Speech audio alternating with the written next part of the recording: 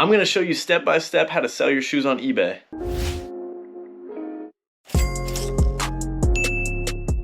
Selling your shoes on eBay is incredibly different from trying to sell them on GOAT or StockX. On resale apps like these, you're forced to take a certain price. If you don't have the lowest price, you're not going to sell your shoes. On eBay, there's ways to stand out, set your price point, and fetch the price that you're asking. Once you find the shoes that you want to sell, check your comps. Always start by checking your comps. We're going to use all of our resources to see what our sneakers are selling for on different platforms. I'm going to look my shoes up on GOAT, StockX, and eBay and see what kind of prices they're fetching on there. Now keep in mind, with eBay, you do have to cover the fee and the shipping, whereas on GOAT and StockX, they're taking the fee off the top and covering your shipping charge. Once you come up with the price point that you're comfortable with, we'll start sorting through the sold listings on eBay. If you don't find a sold comp, don't panic. We can always create a new listing. But if we can snag a listing that's already been sold and been successful in being sold, let's just take it. If you click on a listing and scroll to the bottom, you can click on sell one like this. Now here's where you pay attention to detail. Make sure you change the item listing,